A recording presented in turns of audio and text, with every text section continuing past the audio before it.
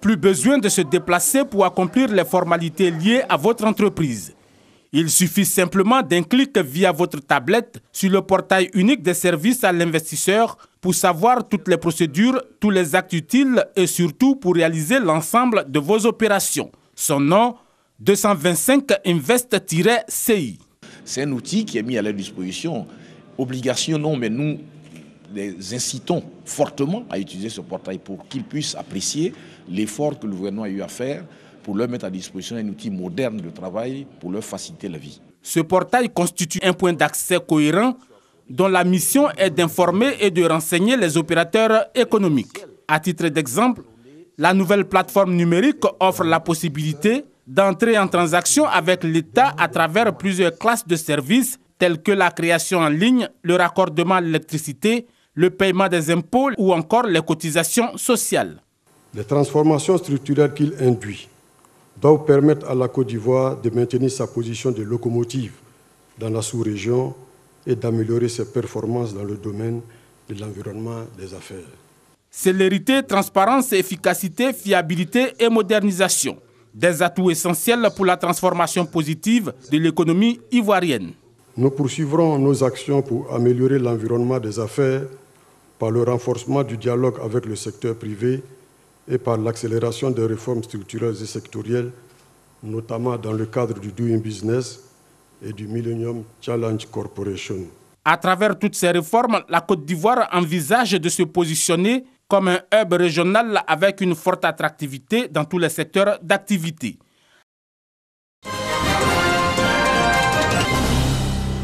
Anan, village situé à environ 3 km de Benjerville, doit sa renommée à son lodge bâti sur pilotis, à son établissement hôtelier de 22 chambres et à ses filières emblématiques comme la pêche, l'agroalimentaire et l'élevage.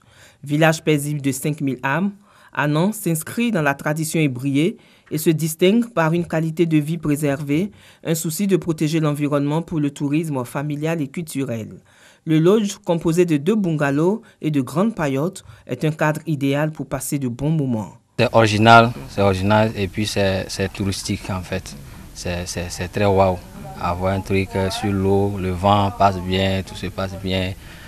Là, ça abaisse même le stress. Depuis 4 ans, Anan Village est entré dans la modernité avec tous ses projets initiés par la chefferie. Coût total environ 50 millions de francs CFA. Le lodge, c'est la chefferie qui l'a mise en place, qui l'a construit, mais confié à un privé. Et aujourd'hui, c'est des choses qui rapportent de l'argent à la chefferie. Aujourd'hui, Anan est devenu plus que Bassam. Intronisé chef depuis 2010, Aboussou Diama Pascal met l'accent sur la cohésion et la paix dans le village, ainsi que les actions de développement. Sa mission, c'est de bâtir Anan, c'est de donner un nouveau visage à Anan. Comme Anan, Adjen fait partie des villages du district d'Abidjan qui bénéficient des travaux de désenclavement. Plusieurs kilomètres de bitume ont donné un autre visage à ces villages. Situé à environ 5 km de Anan, Adjen et son paysage a de quoi séduire les sportifs et les passionnés de montagne. Cet espace naturel abrite une faune et une flore très riches avec ce site qui offre un panorama exceptionnel. Comme Anan et Adjen, la Côte d'Ivoire regorge de sites touristiques à découvrir le temps d'un week-end.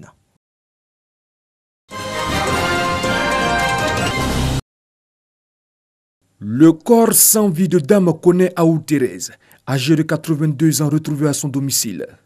La victime est trouvée recouverte d'un pagne, portait plusieurs blessures ouvertes faites à l'aide de tessons de bouteilles. Les faits se sont déroulés à Koumassi, Carrefour Gelti. Dans la nuit du samedi 13 octobre au dimanche 14 octobre dernier, voisin à la victime qui vit seule depuis sa retraite, il a escaladé sa clôture pour attendre qu'elle ouvre la porte le matin. Dame Koné, ne se doutant de rien, en ouvrant sa porte, est surprise de constater la présence de son bourreau encagoulé. Dans la lutte qui s'engage, elle réussit à démasquer son agresseur. Se voyant découvert, il se saisit d'une bouteille et l'assomme. Évanoui, il va abuser d'elle avant de la poignarder mortellement avec les tessons de bouteille. Il emporte les 2 téléphones portables et la somme de 300 000 francs de sa victime. Saisi, Le commissariat du 6e arrondissement de Koumassi, conduit par le commissaire Lezou, diligente automatiquement une enquête avec l'appui de la direction de l'informatique et des traces technologiques et le centre de coordination des décisions opérationnelles CCDO, et qui aboutit à l'interpellation du présumé assassin qui, interrogé, reconnaît les faits. C'est moi qui l'ai assassiné. Je suis entré chez elle à son domicile le vendredi nuit. Et étant là-bas, j'ai attendu jusqu'au samedi matin, jusqu'à ce qu'elle ouvre la porte.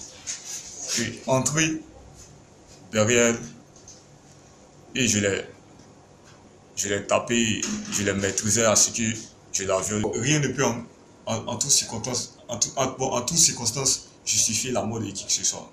Donc, il n'y a aucun motif. Le présumé assassin répondra de ses actes devant le parquet d'Abidjan.